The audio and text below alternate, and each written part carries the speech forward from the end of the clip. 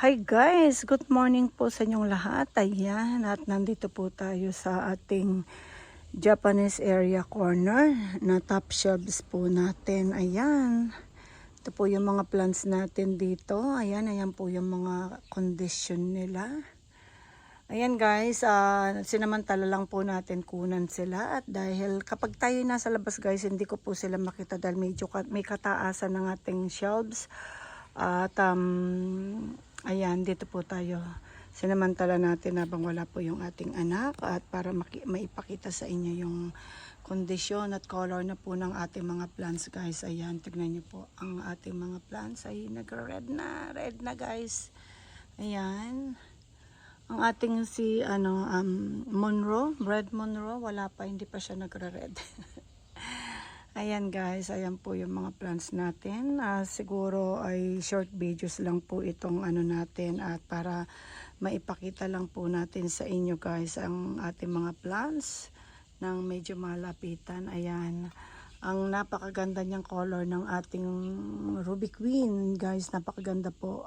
Para siyang peach pink na hindi mo maintindihan. Napakaganda po yung dulo ng kanyang leaves. Ayan.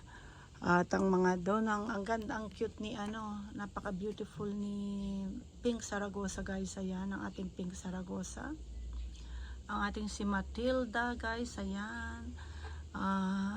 Bluebird, si Madiba, Colorata guys, ayan. Ang ating si Chikuksi. Nandun kasi siya sa dulo guys, wala po siyang masyadong color. Pero pag linagay yan sa may bandang harap, magko-color yan. So, no choice siya guys. Ang ating si Tiny Burger. Ayan, ang ganda ni Tiny Burger guys. Para siyang nag-blue-gray.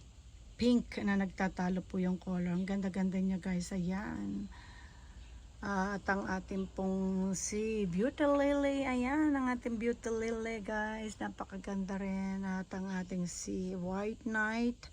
Ay hindi guys, si White Robin. Ayan, ang ating White Robin at ang ating mga yawoji na nandyan guys. Alam nyo ba guys, meron akong yawoji doon sa may ibang corner natin dahil hindi masyadong natatapatan ng araw ngayon dahil winter. Wala pong masyadong araw doon pag winter. May konti lang red yung dulo niya. Mas malaki yun guys. Kaya lang itong dalawang to kaya mas magandang kulay kasi po dito dito pag summer at saka winter dito po ang sikat ng araw. So ayan, at meron po tayong isang napasama diyan ang ating baby finger. Ayan, tingnan gaganda ng color na nila guys. Ayan. So, ayan po yung ating nanahukumi ni, ayan, si Floridity at ang ating Chimera. I think si Chimera ito guys, Agapoides. Ayan. Ito naman si Fire Pillar. Ayan, si Fire Pillar yan guys. Ayan po, yung ibang mga Agapoides natin. Na ito naman si Lisiu.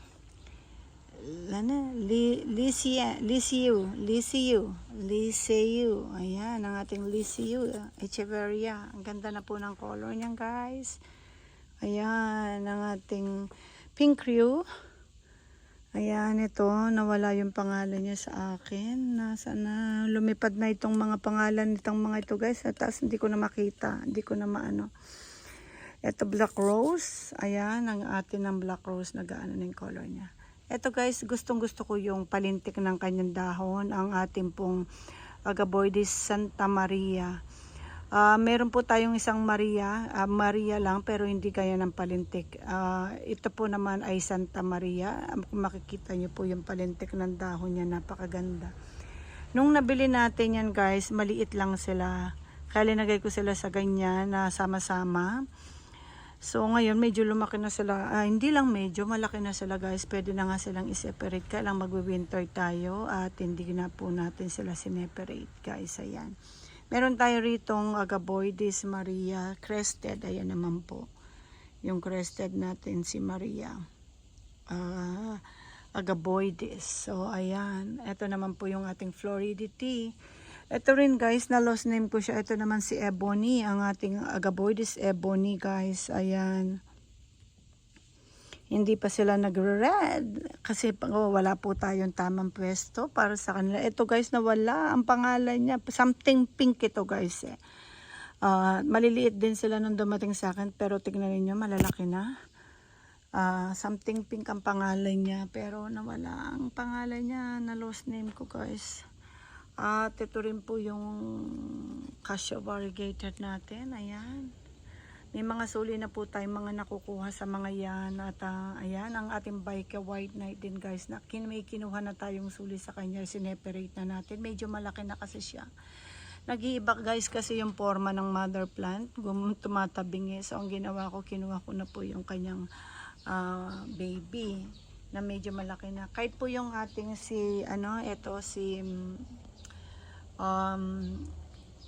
Pink Saragosa. Dalawa po ang baby niyan guys. Yung isa malaki na, talagang malaki na, na tumatabingi rin nung umiiba ang forma ng nanay. Ngayon umano na siya guys. O tumabi.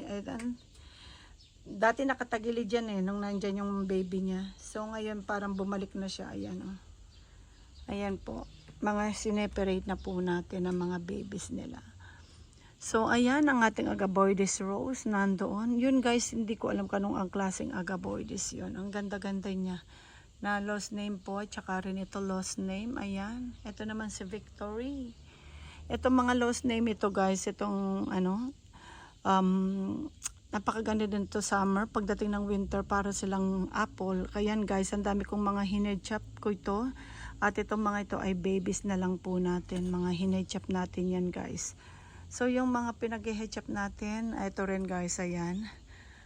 I think itong mga ito yung mga suli na sineperate din po natin. Ayan. Suli po yung mga yan na pinagseseparate natin sa mother plant guys. So, ayan. So, ayan. Ayan po yung ating, naman yan guys, si Siren. Tignan niyo po si Siren guys. Ibang-iba yung Siren ko sa taas na dahil mas matingkad ang araw doon, mas naarawan siya. Yung dahon ng makapaligid ng dahon niya, red na po yun halos lahat. At ang ganda ng pagka-red niya. So ito, tignan niyo po yung ating Siren dito. Konti pa lang yung pagka-red. So ibang-iba talaga pag nandun sa taas at saka sa baba. Ito naman po guys ang ating... Ito na lang ang natira guys. Malaki po yung ating crested ng satang. Ay, hindi satang. Crested po nating ratam. Ayan, yan po yung na-recover lang natin. At kasi nabulok siya. Kasi chinyap po natin siya. Yan po lang ang naano natin. Ang malaki po yung nabili natin. Kaya lang nabulok po. Kasi nga hindi ko po alam. Kasi minsan, wala naman akong ginagawa. Tapos natalsikan lang ng tubig or something, anong ganyan guys. At yun, nakita lang natin bulok na. At ayan naman po yung ating red Monroe. Hindi pa rin nagko-color. So, ayan po guys. Inano lang po natin. Kung tinatanong nyo guys kung paano po natin ito mga diligin. Kasi wala po tayong cover. Wala silang cover. Pag umulan yan guys, diretso po ang tubig dyan sa kanila. Wala po ako talagang wala po akong hindi time eh. Marami akong time guys. Kaya lang, hindi po ako talaga, yung walang schedule ng dilig kung paano. Depende po yun sa halaman ko. So mostly kasi kapag mga open na mga plants ko, hindi ko po dinidiligan ng yung lagi, yung ganun po. Nagdidilig lang po ako sa mga halaman na alam kong dry na at pag talagang nakikita ko na po medyo kulunto yung dahon at unhealthy, tapos dry na dry. Ayun po. Pag gano'n naman po, hindi ko lang po siya didiligan. Checking ko rin po yung ugat. Kasi minsan yung pinaka main road niya ang problema, malambot na pala. So kaya unhealthy. Or madalas ang basa po yung ating pero yung plants natin ay unhealthy rin. So pag ganun po, ayun, mas madalas kong chinecheck. Pero pag sa pagtutubig guys, dahil halos ang mga plants natin ay open, nauulanan, kahit po sa taas talagang nauulanan po yung mga yun. Hindi po ako masyadong nagdidilig. Bihira lang po ako magdilig. So wala po talagang isang linggo o wala pong ganun. Depende po yun sa plants guys. So ayan. Ayan lang po ang ano natin muna, ang video natin dito. Ayan, na-update ko po sa inyo. Kasi hindi ko itong naipapakita masyado sa inyo guys. Mostly sa baba, naiikot ko kayo. Pero sa itong shelves natin dito, dahil medyo mataas, kapag nandun ka sa baba, hindi po natin naipapakita ng tama sa inyo. So guys, ayan po, dito lang po muna, in-update ko lang sa inyo sa yung condition po ng ating mga plants. Salamat po sa mga nagsasubscribe sa atin at patuloy pong nanonood ng ating mga videos guys. So ayan, have a beautiful day po sa inyong lahat at sana po mag-iingat kayong lahat guys. Bye guys!